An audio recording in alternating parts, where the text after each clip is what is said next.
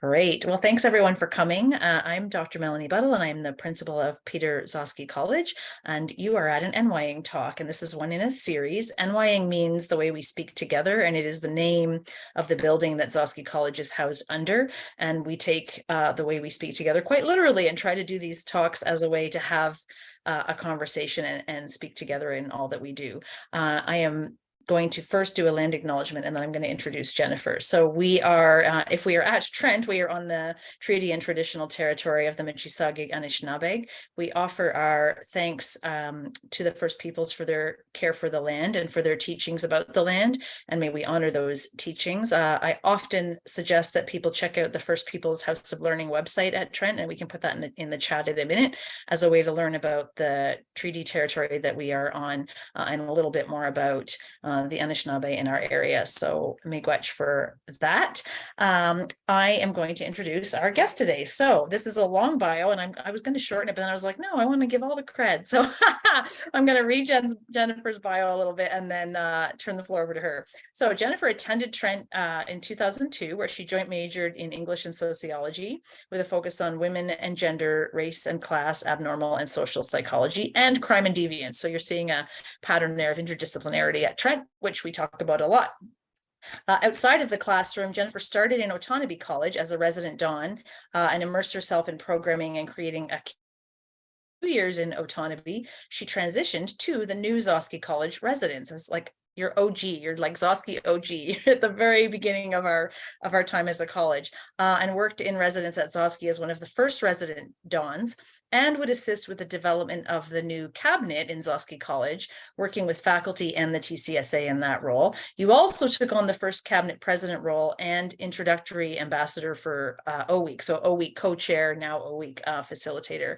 At Trent, Jennifer also spent time working on events with TACSU, the Trent African Caribbean Association, and in 2006 was the recipient of the Sociology Collective Award and Trent University Alumni Award for Outstanding Achievement in Campus Leadership. Jennifer has recently obtained her Master of Arts in Interdisciplinary Studies through Athabasca University with a focus on educational studies and a thesis titled The Structural Racism in Canadian Universities and the Lack of Racial Diversity Amongst Staff and Faculty, and explored in that thesis the colonial roots that exist in the power hierarchy of Canadian universities, leading to low recruitment and retention of staff and faculty of color, which is actually something we've been talking a lot about at Trent as well. So really relevant work there. Jennifer is currently the Director of Campus Living at the University of Winnipeg and has been doing that since 2014, responsible for all aspects of the university residence, including budgets, human resource, programming, conduct, and services for students. And we have residents and Dons on this call, so that'll be a great experience. In addition, Jennifer has participated on the new Student Orientation Committee, Health and Wellness Working Group, Equity, Diversity and Inclusion Advisory Committee, Health and Safety, Black, Indigenous People of Color Task Force, and as a member of the Sexual Violence Response Team. Jennifer also sits on the Campus Assessment and Support Team, responding to students at risk or in crisis on campus. And your current portfolio includes contract negotiations and oversight of the health contractors on campus, including nurse practitioners, psychiatrists, and the Aurora Family Counseling Program. Jennifer is the current chair of the Student Services Health and Safety Subcommittee, responsible for safety audits in the workplace, addressing both physical and psychological hazards in the workplace. In her spare time, I don't know how you have any after reading all of that, Jennifer volunteers at Siloam Mission, an outreach center for those experiencing homelessness, and has been involved with the Ethnic Diversity Task Force for 3 years, assisting with research and co-authoring a housing ethnic diversity project. You are currently also assisting with the redevelopment of the University of Winnipeg Equity Census and new policy for staff. You were, prior to the working in leadership at the University of Winnipeg, Assistant Director, Residence Life and Residence Life Coordinator at the University of Manitoba, where Jennifer had the opportunity to develop a new residence program. She was elected to the University of Winnipeg Board of Regents in 2020 and sits on the board's Governance and Community Relations Committee, the Nominating Committee, and the board's Executive Committee. I thought I was on a lot of committees. I take that back. Jennifer is on a lot of committees. We're so thrilled that you took some time out of your busy schedule to come back to us at Trent and share some of your leadership experience. So I want to give you a very warm welcome. Thank you so much for joining us. And the floor is absolutely yours.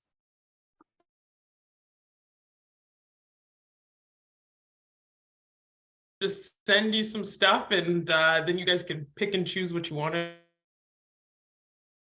There's so much relevance here. And actually, a lot of the people on this call, a lot of what I just read touches so many of the portfolios of the people here. So it's kind of perfect. So thank you. Awesome. I'm more interested to hear about the people that are on the call than We'll do it. hearing We'll do it. about myself. But yeah, I hope to leave enough time at the end to be able to have discussion, and a robust one. If there's RAs here in Dons, that's always interesting. I haven't been back to Trenton in a while now, and I'm interested to hear about their experience in residence and how things are looking on campus, because I think that'll be interesting. I did put a few slides together quickly. I'm not sure if I'm able to share my screen, but I could. I think we can do it. I think Regan can give you co-hosting ability. Perfect. And that'll at least kind of just guide some of the things that I was going to say with a few visuals. I'm not going to lie, as I was looking at some of the pictures that I have at Trent, I'm like, well, this is not suitable to go up there as head of the Trent. And I'm certain that everyone is still partaking in head of the Trent because it's a load of fun. But yeah, I miss Trent, and that really has my heart, and really the start of where things kicked off for me. So this is exciting, and I was definitely some trouble in my first year for sure. So I think it's full circle to come back and be here and get to present. It's kind of funny. So I'll share. Can you see? Okay, because I'm never sure exactly what people can see when you share. We've got it. To the actual slideshow. Hopefully my computer bears with me here. So I just wanted to first start off because I thought it was like serendipitous that it's Black History Month, and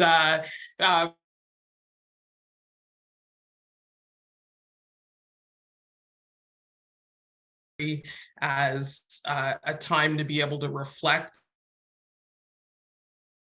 Viola Desmond's resistance to racial segregation and fighting injustice in Nova Scotia. When I looked at the theme this year for Black History Month, The Future is Now, reminds us of the importance of learning about Black experiences in Canada, recognizing and addressing injustices. I think an opportunity also to highlight the incredible work of young Black change makers that are in Canada right now, and to continue to fight to make a difference. I think there's been a lot of anger, there's been a lot of heartbreak and frustration, and I think we all need to hear the calls for accountability, justice, and equality. And I think now's the perfect time and the opportunity really that's long overdue for all of us to really do important work in the BIPOC community and afar across the country, and be able to recognize the harm that's been caused really to several communities and those minorities among us, and thinking about what that looks like for all of our institutions, but specifically post-secondaries have a big role, I think, to play in being able to trailblaze and being able to create new opportunities, not only for students, but starting to take a look at what that means for staff and faculty contingents. And as was already mentioned, my master's thesis and my work was done in this particular area. And so I'm really passionate about looking at what needs to be done on campus to make a difference, and not just putting equity and diversity statements out there, but actually making authentic change and creating communities of safety and space for BIPOC folks to have a voice and can be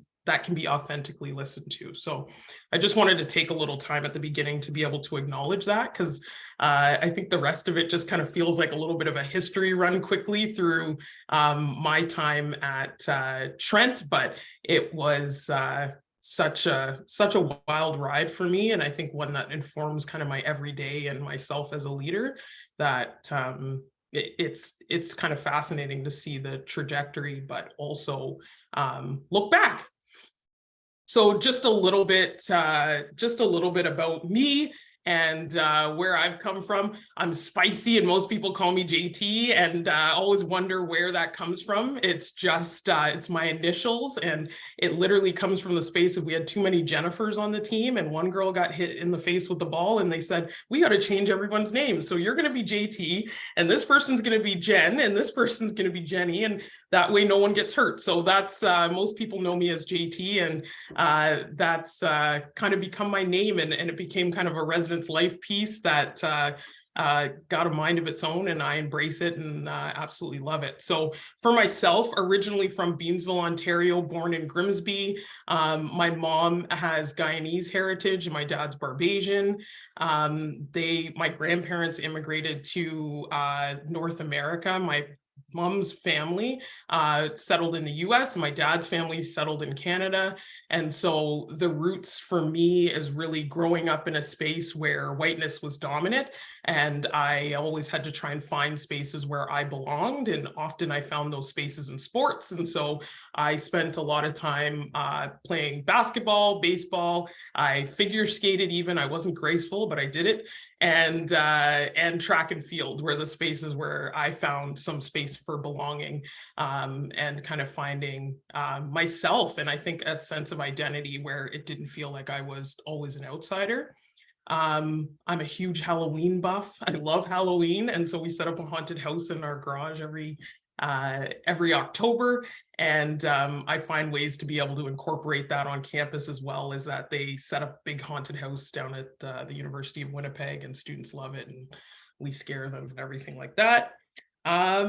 Yeah, outside time, I'm a big fisher, so it's ironic that I ended up going to Trent because we would rent a cabin on the Otonabee River every year, and so we fished it all the time. And then it's funny that it runs right through campus, and ended up going to Trent. So I think it wasn't an accident there, and my dad was always bringing his fishing pole with us to think of ways that he could find space on campus to do some fishing. But I would say the rowers are there. You can't just throw your line in the water.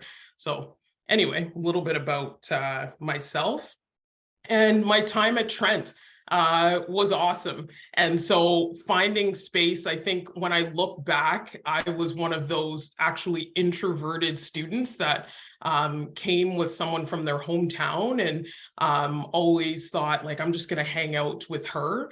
I was lucky that I had an RA that just was relentless and didn't let that happen, and really went out of their way to kind of pull me outside of my room and expose me to their programming ideas, and would constantly be there. Her name was Julie, and Julie was, she was awesome. And I just thought, even as hard as I tried to dodge her, she would make an effort every time to say, we're running this program.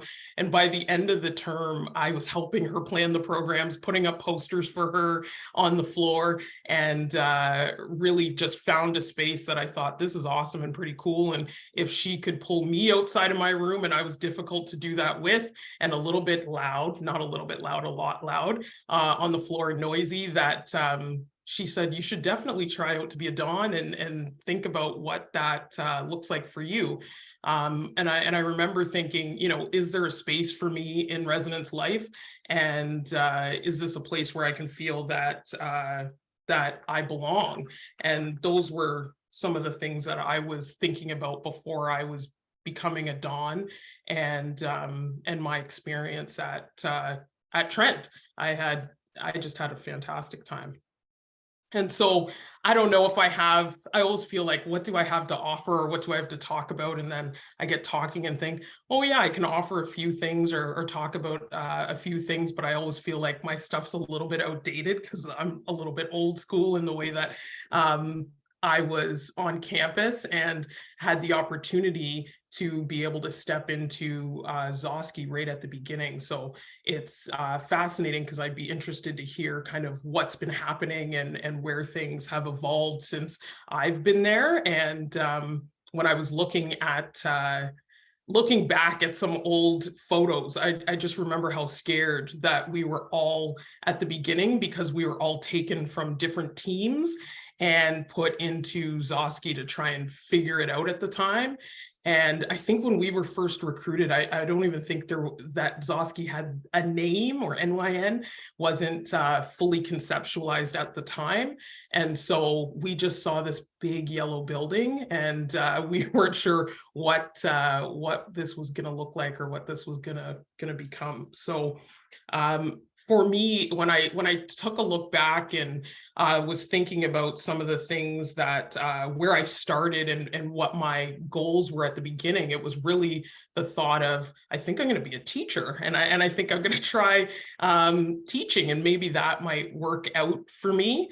And I think when I look back, it was really opening myself up to the opportunities. I didn't know a lot of people that had careers in housing or residence life at the time, but I was thinking about what I could do to make it an opportunity that was going to work for me.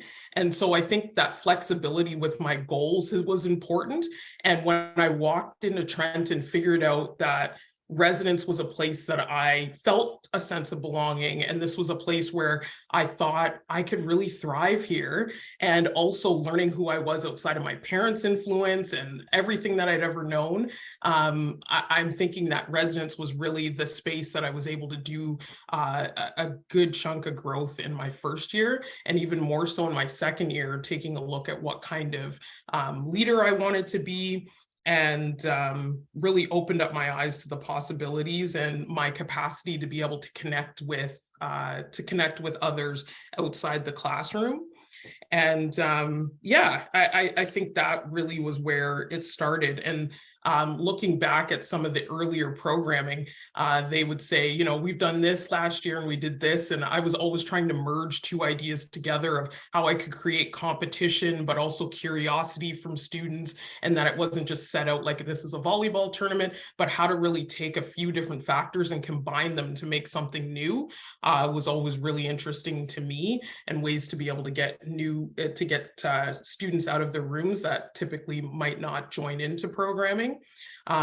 When I took a look back, I think I looked back at the RA teams at the time. There actually wasn't a whole lot of diversity on the team. I think this is myself and the one other Black Dawn that was on the team at the time. And so I wasn't sure if there was space for diversity on the team back in 2003 and 4, how that would look for me as being a Black person and wanting to look to be a Dawn. I had not seen a whole lot of leadership ahead of me, and that mattered to say, could I even do that, or is that opportunity even open to me? And so sitting down and being able to talk to some of the RLCs at the time, and understanding that I didn't feel like I fit in the residence life box, I think was a big component for myself, and trying to look at making some connections to residence life that just didn't fit the mold.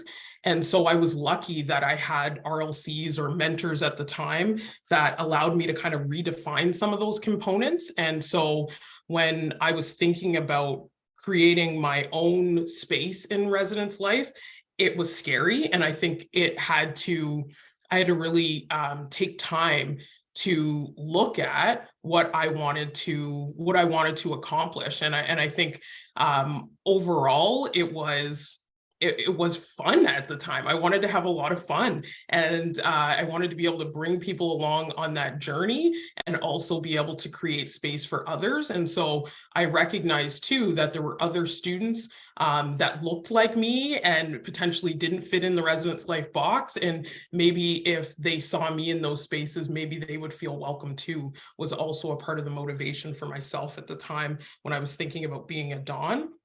And then in my third year, when I was approached about that there was a new college that was coming on, there was a lot of apprehension on the team. And I just remembered not, I didn't think about it for a second. I just thought this is going to be awesome. This is new and I'm willing to try it. And I was super excited. And I remember everyone saying, JT, are you actually going to go there? Everyone knows our colleges kind of roll in our bloodstream. And it felt like something that was going to be really scary, challenging, but we were going to be able to start a new legacy and something new on campus from nothing and not coming from any kind of background. And I think when I look back at that, it was much harder than I anticipated, because we were all coming in. One person's coming in from Otonabee, another person's coming in from Lady Eaton, another person's coming in from Champlain, and all those Champlainers wanted another replication of Champlain. And we had to keep thinking about ways that we could take a step back to think, this has got to be something new and something different that we can try and let's not replicate what's already being done out there. Let's do something new and let's do something different. And so I think for me, it was how do we leave space? And in those first couple of months, we were determining this new building with at first, and then also new leaders and new leadership in the building too, and connecting with the principal at the time. And everyone was trying to get everything set up quickly, but also trying to establish what are these new traditions and what is the new legacy going to look like for us. And so as an RA team, we knew that we are a Dawn team, that we had our work cut out for us to be able to create that at the beginning. I'm thinking that the space of, this was actually the beach patrol was what we called the intro week. And we worked together. My mom actually sewed the shorts. I think that's one piece that I take from my early days at Trent, was the resourcefulness. There was never a lot of money to go around, but a ton of spirit. And so taking the resources that we had at the time, my dad created these go-karts he's a carpenter by trade. And so created these go-karts that we decided were going to be raced against each floor, and we were going to have some competitions and create some space like that. But I always wanted us to find the coolest matching outfits that I could. And so the Beach Patrol was born in 2005. And so we had a great time with that and found ways to have campfires and all sorts of things to bring students out of their rooms. And knowing that this was going to be the first set of students and first set of RAs and Dons to be in the building, we wanted to do that as big as we possibly could. And so, of course, bit off more than I could chew, and we're stressed going into it. And I'm an excellent procrastinator and organized one. And so I had a lot of late nights rolling into ISW, but I think served me well in general in my career to be able to roll and adapt and change and create some new spaces, I think, where there wasn't already footprints in the sand kind of thing. So we really worked together well as a team, but understood that we were trailblazing and really working to start something that had never been done before. So I take that with me, and I think a spot that when I came into the U of M in my first year, there was the first set of live-in RLCs, and it felt equally as scary then, but also familiar, and one that I was glad that I'd had that experience at Trent, and really impacted the way that I lead. And the other piece of it, and I'm not sure if that's still the setup at Trent now, was that many of the committees that I had an opportunity to sit on at Trent had a large contingent of student representation. And that I found as a unique part of the post-secondary structure, was that I had an opportunity to sit, I think it was called the Student Support Committee or Student Services Committee at the time, CASC, and sat on a few other high-level committees at the university that really exposed me to different governance opportunities at the university that I really hadn't seen done before. And I remember kind of sitting there quiet, and I think it was Mary Kim Oliver at the time, she said, you've got to offer your opinion. I'm sure you've got something valuable to say, or you've got some thoughts. And so I was lucky to have these awesome mentors and characters on campus that encouraged me to voice my opinion and being able to disagree respectfully, being able to debate effectively, and see also other faculty and staff on campus that could really engage in some really critical conversations around policy and also around direction for the university or different colleges that were present. The big conversation at the time was around trail, and I remember how spirited those conversations were and how serious everyone was about making sure that they understood the impact of the decisions around that particular college as well. So there was a lot of conversation at the time around downtown colleges, but also making sure that student opinions are included in the conversation and authentically.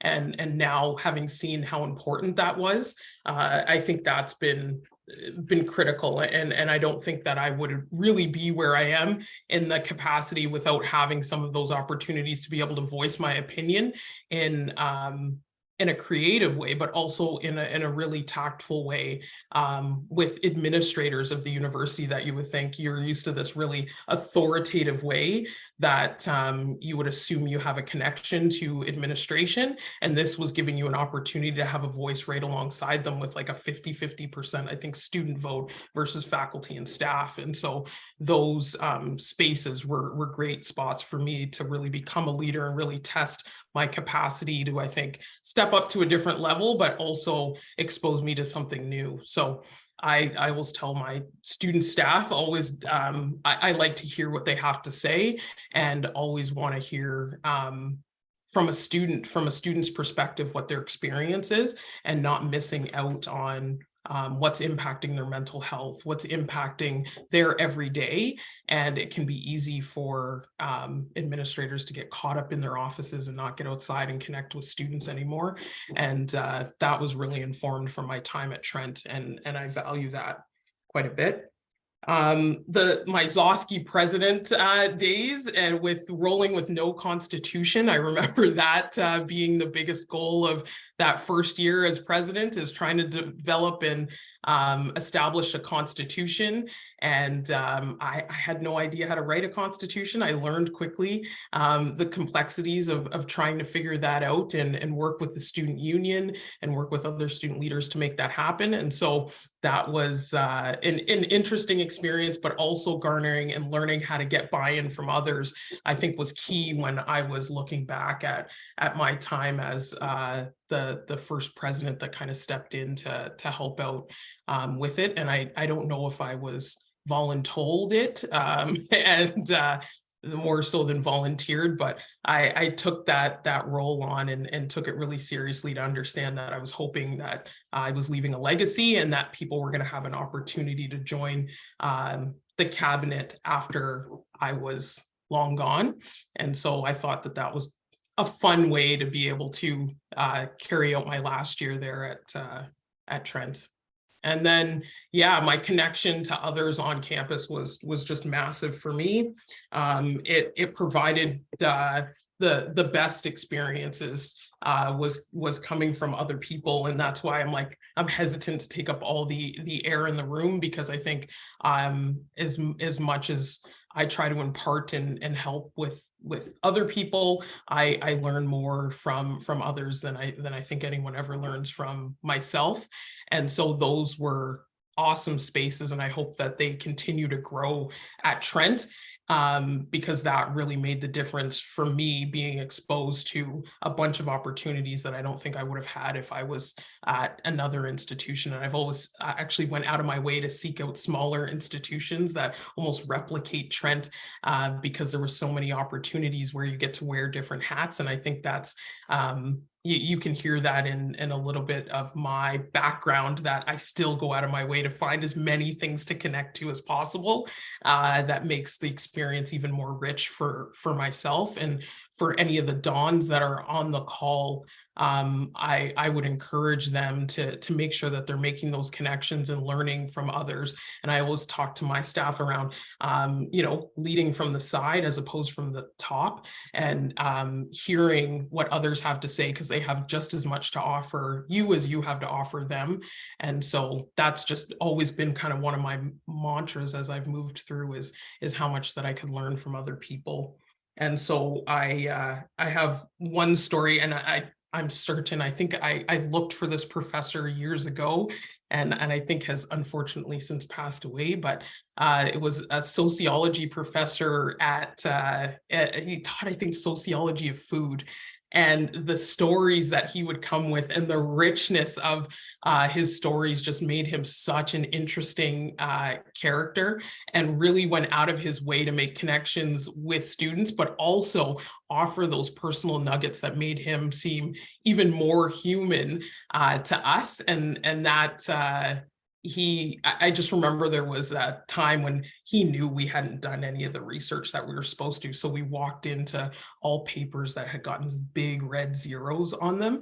And we all kind of laughed, knowing that we had quickly rushed to put all of those papers together, thinking that maybe he wouldn't be the wiser. And of course, he'd caught on to us, and gave us an additional 24 hours to be able to redo those papers and get them right, but sent the message of us trying to cut corners that was noticeable. And that's something else that stuck with me along the way, is that he's in the back of my mind. I think his name is Professor Nutch, that he often did some pretty interesting things to get the attention of his class, but noted that moving forward, if you're going to invest, make sure that it's worth it. And if you're going to research accurately, and don't try to cut corners. So that was a funny one, when we all went, we failed. We all failed these papers. And yeah, he was on to us. We thought we were smart, though. Not so much. But yeah, and then just the last slide that I had up there was at the end of the day, going into residence, I had gotten myself into trouble. And I think that's what I always have to deal with some students now in my office that have gotten themselves into trouble. And I always find it fascinating and interesting being able to discuss and talk to them about how, they've ended up in this space, but partly because I was there myself, and some of the interesting situations that I've had to respond to as dons and RAs. You get exposed to all sorts of different parts of human character, and I encourage everyone to look at it as an opportunity to connect with someone, even when they're in trouble or even when they've done something wrong. I don't think anyone's perfect, and I know that I most definitely am not, and try to take that into account when I'm dealing with students. And that some of the craftiest students that I've had, I just bumped into one that was in my earlier experience at U of M, and is now a surgeon, and really kind of trailblazing some new techniques in pediatric surgery, and was a lot of trouble in her first year. And I thought, there's real opportunities for leadership even when there's trouble amongst the crew. And so looking at those individuals that sometimes can get discarded or written off, and I've been thinking about that even for Black and brown bodies, and the way that they're viewed in our society, and a lot of times written off as troublesome or labeled as criminal, and how they're not looked at as an opportunity to do something great and be something great, and those components always keep me thinking about what more can be done, and how we don't have to just put people in one box. And I think every individual's got some complexities to them. And so I've always kind of characterized myself as good trouble, and I continue to kind of forge that trail of not looking always for everything to be perfect. And I'm far from a perfectionist, and I think that that should be taken into account for everyone that you encounter, that there's good and bad in us all. And I think that's been one of the give and takes of the stuff that I was able to learn at Trent, and not just kind of walking down one path assuming that I knew it all. So I'm not sure if that I think I'll just stop sharing, but if any of that was helpful, but a little bit of kind of my path and my journey and where I've come from, and a little bit of introspection.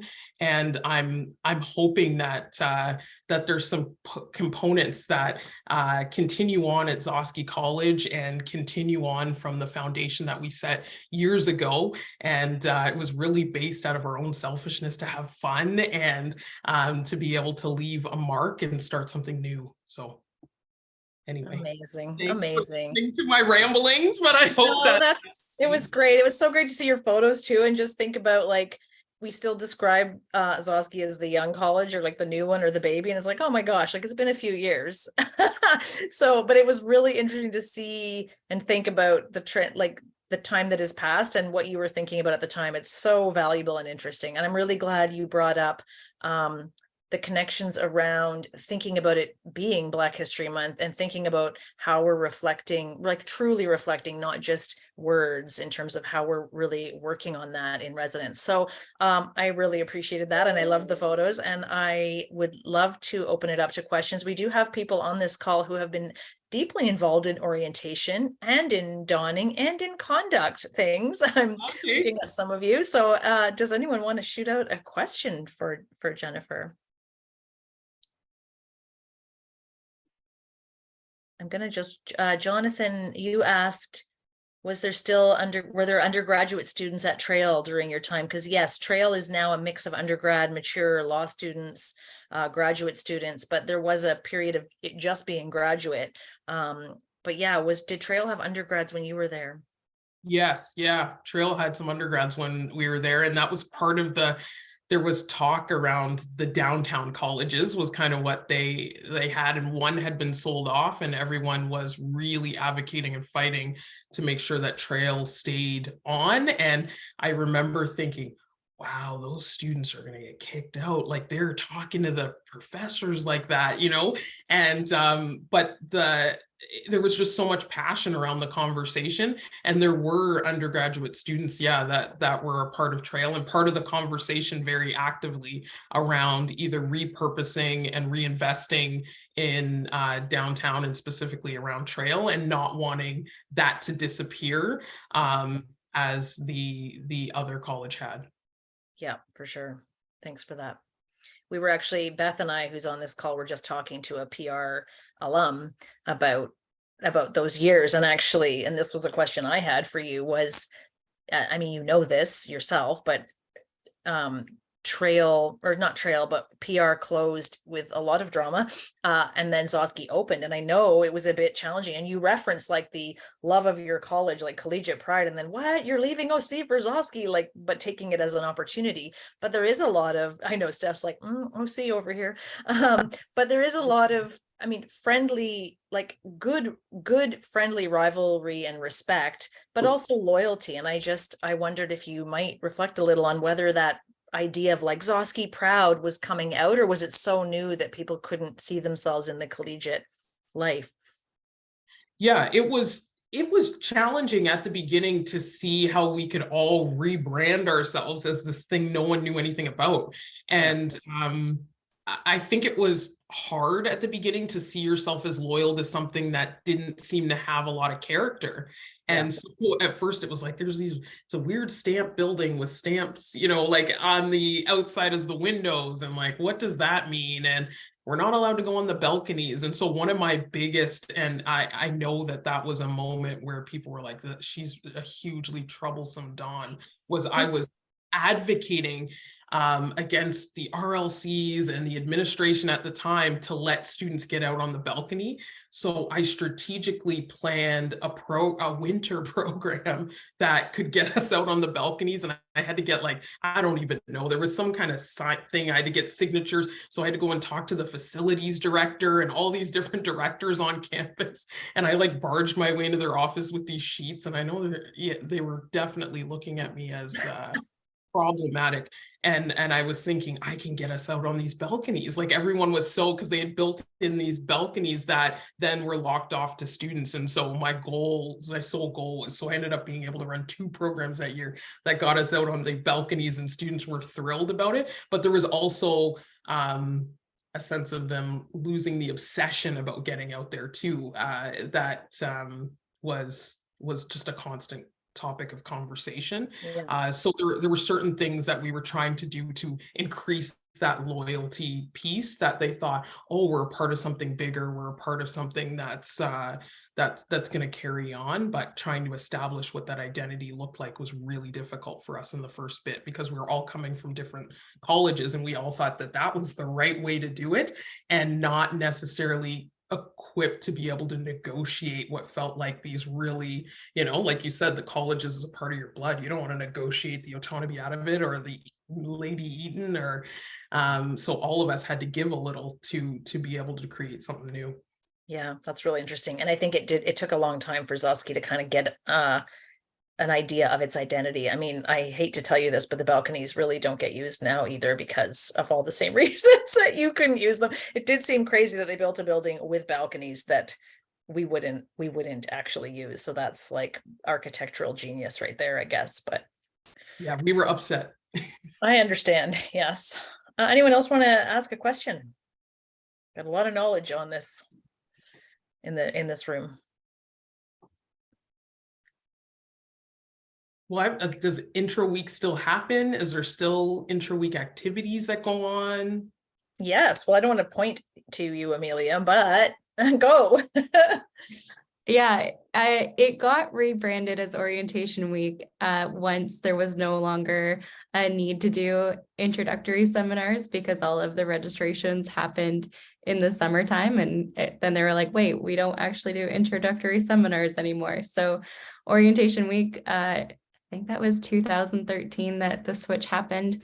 And we still do all of the things very similarly. Some of the cheers have changed to become a little bit more inclusive, but basically the colleges really do share what makes them them. And there's a lot of still of the same energy of identity. And it's funny because I think Zosky just kind of like settled into like what their identity was like and grew. And I've seen that kind of happen since 2011.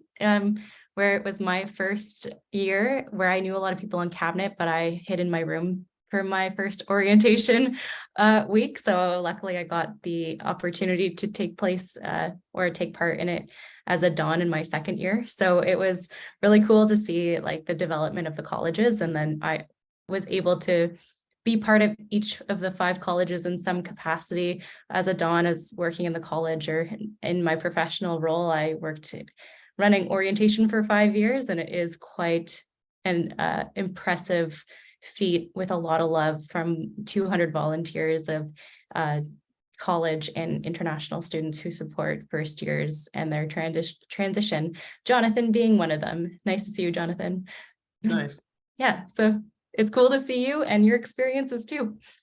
Yeah. And I think the things you established, I mean, as I was looking at your picks and thinking about like the spirit of what O Week is now and what ISW was then is still there, right? Like, as Amelia said, sort of small intercollegiate things, but like a theme, and Jonathan wrote it in the chat too, but like different themes each year, which clearly you had as well when you were here in Zosky, but that's still there. I mean, one of the things I'm thinking about, and I'd love to know if anyone else wants to comment on this, is, are we doing better at that question of, I mean, I think we are doing better at that question of making sure that there's inclusive programming for incoming students so that they don't feel alone. And that idea of making sure that we have a diverse team on O Week and in Dawning as well, right? That's an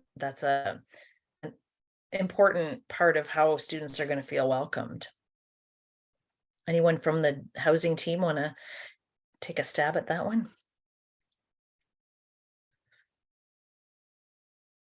Teacher, and he's like, I'm going to call them. I think something that I have learned through COVID in my professional role with housing is there are so many barriers for students accessing supports during COVID that we found, and there was just so many things that we've learned over the past couple of years with how to build more inclusive spaces, how to elevate the voices of students when making change.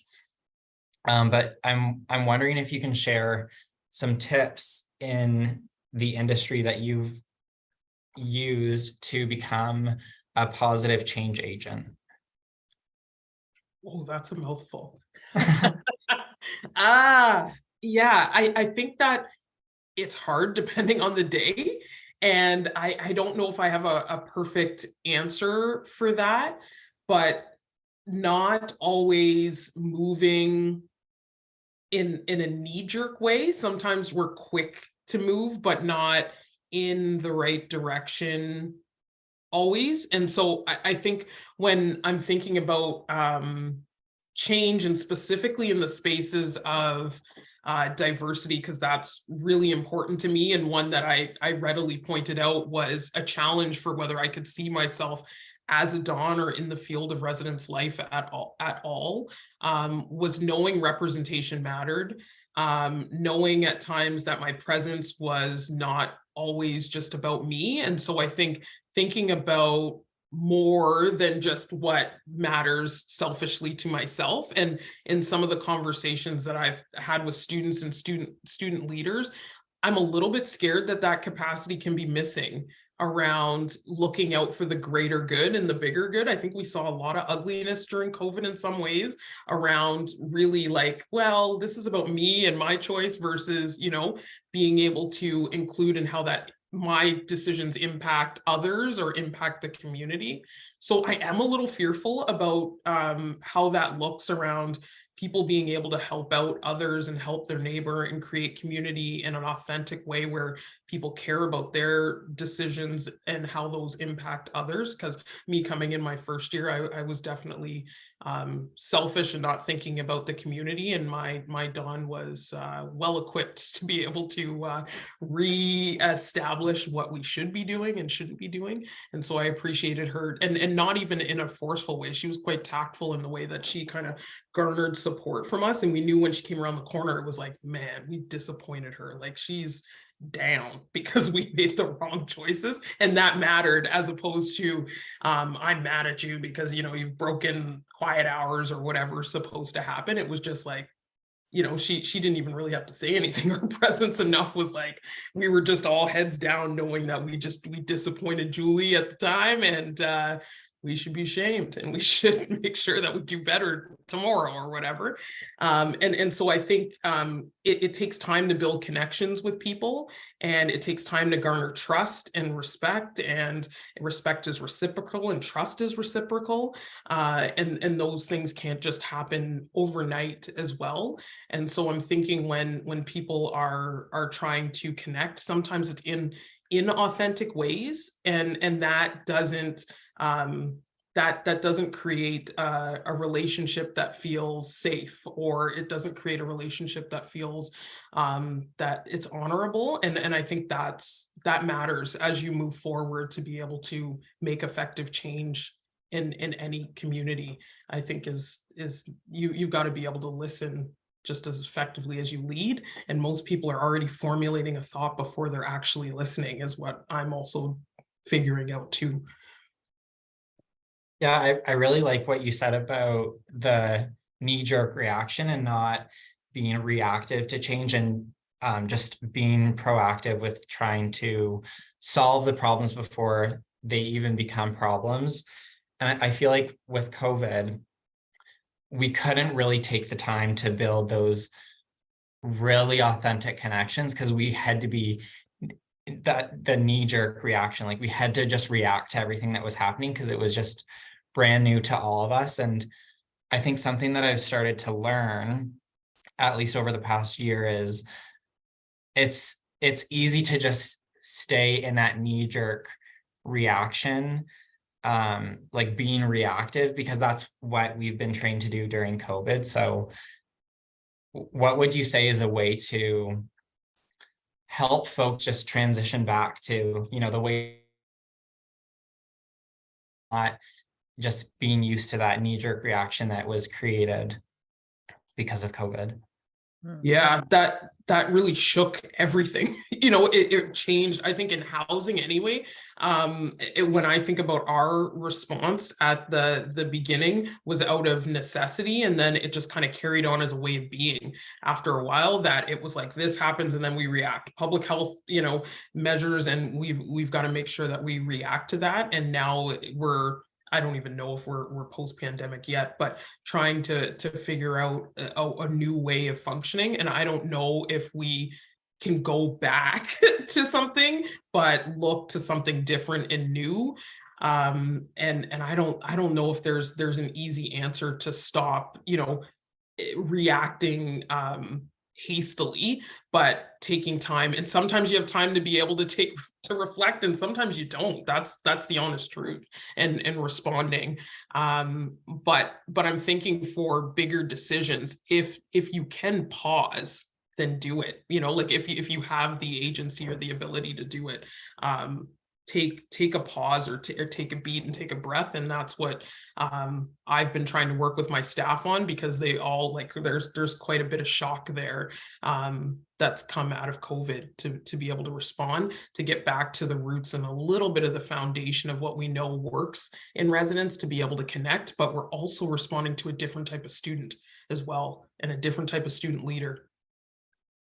Yeah, I totally agree. And I think what you said about not only leading from the side, but listening and thinking about, I actually loved your point about good trouble, and recognizing that as students, people who are dons or in residence life were also students, and they had their own experiences, and being able to share that nobody's perfect, then it's not just like authority from on high, but like recognizing missteps for really young people in residence and how you can work on that in a more restorative way. I mean, I think Trent's doing a really good job of forms of, I want to say restorative justice, but like mediation and not a knee-jerk reaction. So kudos to those on the call who are in this field, right? Because it is hard to do that, and hard to take that pause when something's heated and in the moment. And especially, and you know this, when parents call, or when you get misinformation, or someone's like, my kid says this happened in a residence elevator, and you're like, hold the phone, like we don't actually have all the facts here.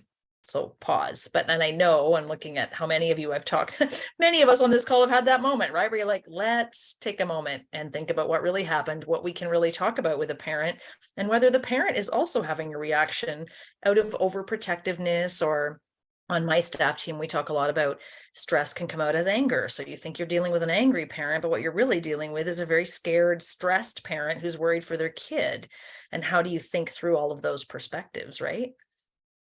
Yeah. That's Yeah, parents are my favorite, because I think there's so much complexity there, depending on the relationship with the student and their own history. And so, yeah, been known to let parents have their space. And yeah, there was a dad on move-in day that was like, it's going on, and it was some really small things. I think there was like a fluff of hair in the corner, and he was like, this room is disgusting, and losing it. So anyways, I just kind of asked him to step aside, and we could have a conversation, and I just, all the space that you needed. I think we were together for an hour and a half, and yeah, and of course move-in's not a time where you can carve out space, it's busy. And so giving him that space, and at the end of the conversation, he just kind of burst into tears, and it's just stressed, right? Like, and but no one had to, it wasn't about his emotions, right, and his space that day, but at the same point he was activated and being able to create that space. And I got a nice phone call from him actually a few weeks before Christmas, just saying, apologizing and saying that he was sorry, and you know, he you know, sure. Great. Yeah, for sure. And the more we can do to sort of, we talk a lot about this in the colleges still and in housing, to not go right to, I cannot talk to you, FIPA regulations. Like if you go straight there, you've lost the opportunity for a good warm conversation. So I just wanted to acknowledge that, yeah, Jonathan, you mentioned in the chat that we do have some training around Indigenous spaces on campus, sense of belonging, TP talks, which we do as part of training, and a more inclusive approach, and including like a whole bunch of additional trainings. More to do for sure, but I think we're getting better, and I'm sure you're finding that too, and leading the charge in your operations as well.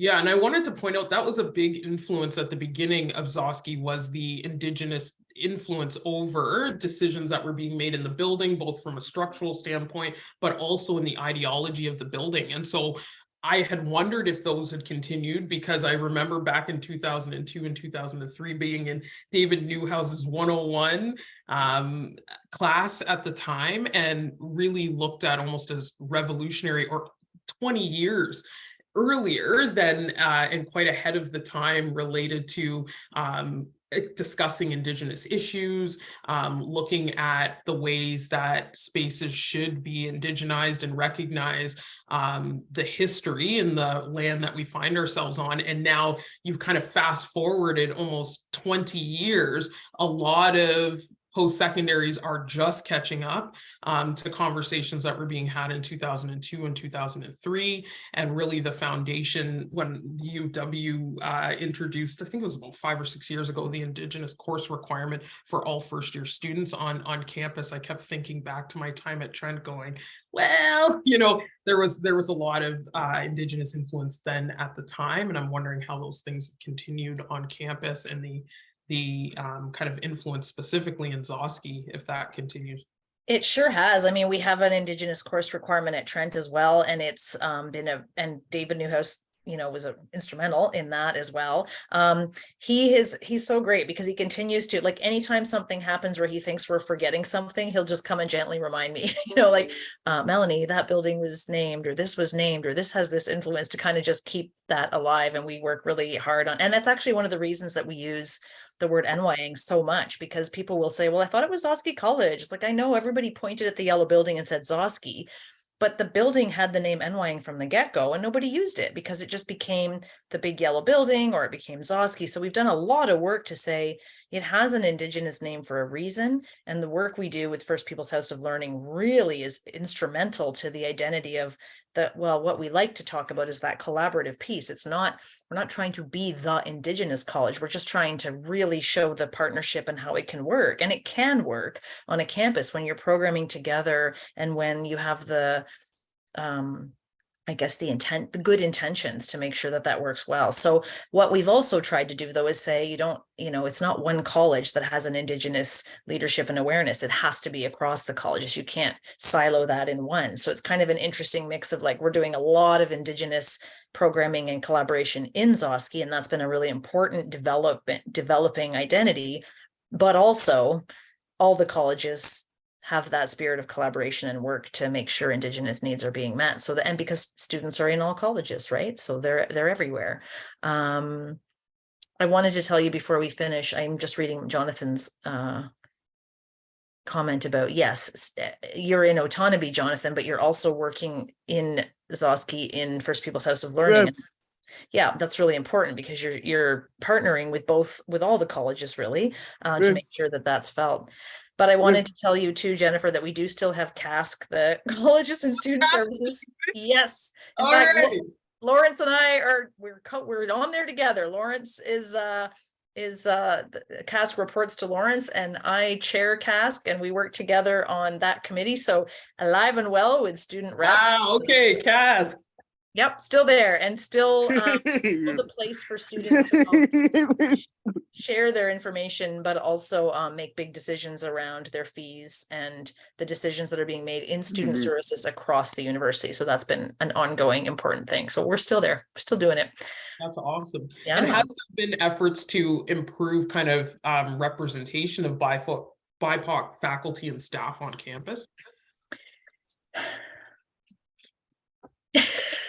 Do you want to talk about that? Yeah, so I want to say, I mean, I know we're right at the end of time, but no, it's good. It's more, I want Lawrence to talk about it. It's more like, I want to say, like, yes, and be very politically correct about all the great things we're doing. But I also want to say, part of what you said about, like, we actually have to do the things that we're saying we're going to do and really do them is kind of what I want to say. But I'm going to let Lawrence handle that one before we wrap up. So 2 years ago, the provost struck an anti-racism task force that was chaired by the director of FPHL and our VP of Finance and Admin. And so that group did a lot of consultations and worked with an external consultant who drafted a few different, it was a long list of recommendations for both education, training, recruitment of staff, building capacity, and creating a more diverse and welcoming community. Other things that Trent has committed to moving forward is the creation of a director of equity, diversity, and inclusion that will lead our human rights office. So that is in the process of being filled now.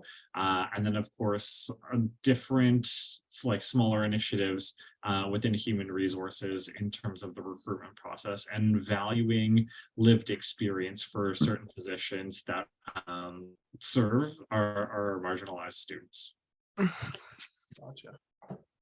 So there's some effort being made, and then and do you guys keep equity data on campus then through HR? It's a question I don't know, but I know it's something that we are working closely with OUAC, so the Ontario Universities, Application Center. Yeah. So they are now able to provide us aggregate data on the students who are or have applied to Trent. And so we're just thinking about how we use that data in an ethical and meaningful way. Gotcha. But it is. Somebody say we can just self-disclose through the HR portal, which is the majority of the research that I found was that some people kept, but not even many, even on self-disclosure through, HR. I found you could find more information about, how many international students a university has compared to their student population, but staff, faculty, and retention, like keeping those stats very much is really a gap. Yeah, that's a good point. I mean, I think there's been the hesitancy of like asking people to disclose and then what it's going to get used for, and the cynicism people have actually about what are you doing with this data. I mean, Lawrence and I both know that on the student front, we have a student engagement survey where we ask people if they're comfortable to let us know their background, so that we know that we can actually program effectively and meet the needs of different groups. But yeah, I'm being careful in part because I think we have a lot of white faculty and staff on our campus still. Like, we just aren't as diverse as we need to be. But one of the recommendations of the anti-racism task force was to actively work on the recruitment end to make sure that I would say particularly faculty, but not only faculty, to really make sure that we are, students see people that are aspirational for them in their classrooms and in their environment, so they don't feel alone. And we've had some great conversations in the last week with the beginning of Black History Month about, how does it feel? And you said it in your presentation, but like, how do you feel if you look around and go, I might be the only person that has this experience in this room, and what do I do with that? And a student mentioned that to me last week. So I was sitting in a class and didn't really see people like me in the room and felt a little uncomfortable and didn't know how to handle it. So it's not, we have a ways to go there, but yeah. We should probably end. Yeah, great conversation.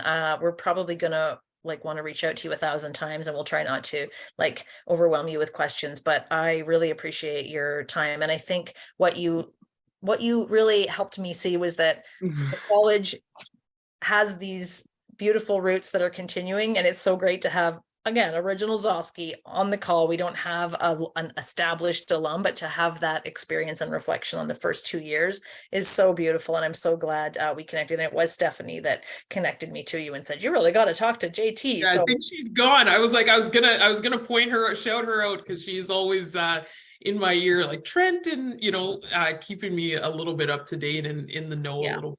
I'm excited to get back on campus. I'm hoping in the early spring there, and so great. Check out what's going on I'm really excited that you'll be back, and we'll all get to meet you in person. And Steph did tell me she had to get going early with baby. Yeah, I know she said she couldn't last out the whole time, but I'll have to connect in back with her and.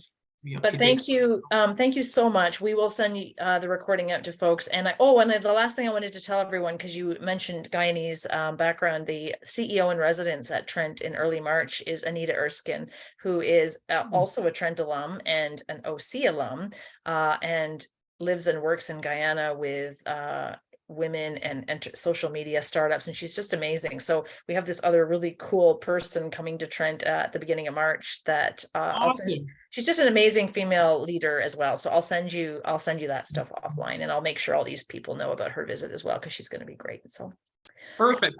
Thanks so much. Thank you so much. Everyone can go off mute and give a little clap there for JT. Take off your mute, give a little clap. I'm waiting. Mitchell and Isabel there. Oh, I see you guys. Thank you so much. I'm hoping that it kind of, some of it made sense. And yeah, I always think about my time. No, it was super insightful, as Jonathan said. So thank you. Thanks everyone for coming. We'll keep you posted on upcoming talks. And thank you, Jennifer, for joining us. Perfect. Thanks.